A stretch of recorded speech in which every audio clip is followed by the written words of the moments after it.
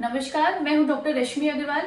इस वीडियो में मैं आपको बताने जा रही हूं एक बहुत ही इम्पोर्टेंट टॉपिक के बारे में, जो है इम्प्लांटेशन ब्लीडिंग। इम्प्लांटेशन ब्लीडिंग क्या होती है, ये कब होती है और इसको कैसे डायग्नोज किया जाता है। तो चलिए शुरू करते हैं।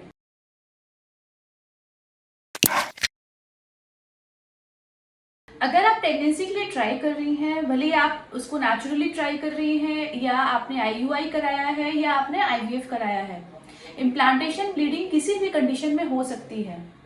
जैसे कि नाम से ही पता चल रहा है, इम्प्लांटेशन ब्लीडिंग मतलब जब आपका एम्ब्रियो इम्प्लांट कर रहा है उस टाइम की ब्लीडिंग। ये कैसे होता है? अगर आपका बेबी आपके ट्यूब्स के अंदर बन रहा है नेचुरली या आईयूआई के जरिए, या आईवीएफ में हम उसको लैब में बना के आपके यूट्रस के अंदर डाल रहे हैं, बेबी इम्प्लांट एक ही जगह पे होता है, वो है यूट्रस में।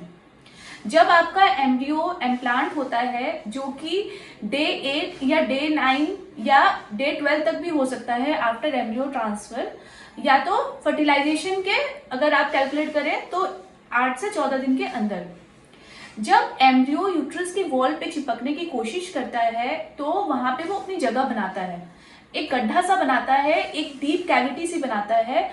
जिस समय जब वो कैविटी में इन्वेड होता है, वो उस गड्ढे में घुसता है, तब वहां की जो वॉल्स होती हैं, उसकी जो नसें होती हैं, वेसल्स होती हैं, वैस्कुलर सप्लाई होती है, वो थोड़ी सी डिसरप्ट हो जाती है, थोड़ी सी उसमें वो खुरक जाती है। उससे जो ब्लीडिंग होती है वो आपके यूट्रस में नीचे के जरिए दिखती है। ये जो ब्लीडिंग होती है इसी को हम लोग इम्प्लांटेशन ब्लीडिंग बोलते हैं, मतलब एम्ब्रियो के इम्प्लांट होने के समय की ब्लीडिंग। ये एक पॉजिटिव साइन होता है। इसका मतलब ये होता है कि आप प्रेग्नेंट हो चुकी हैं, और ये ब्लीडिंग बहुत ही माइल्ड होती है, बहुत कम समय के लिए होती है, कुछ घंटों के लिए, ये ज्यादा से ज्यादा 1 या 2 दिन तक ही होती है। ये अपने आप रुक जाती है, इसके लिए आपको कोई मेडिसिन लेने की जरूरत नहीं होती है। कभी कभी अगर ये बहुत ज्यादा होती है तब हम आपको इंजेक्शन लगाने के लिए बोलते हैं, प्रोजेस्टेरोन की या ब्लीडिंग को रोकने की।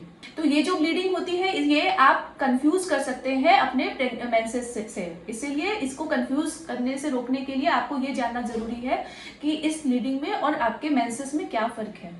ये जो ब्लीडिंग है ये यूजुअली इम्प्लांटेशन के समय होती है, मतलब फर्टिलाइजेशन से 8 से 14 दिन के बाद।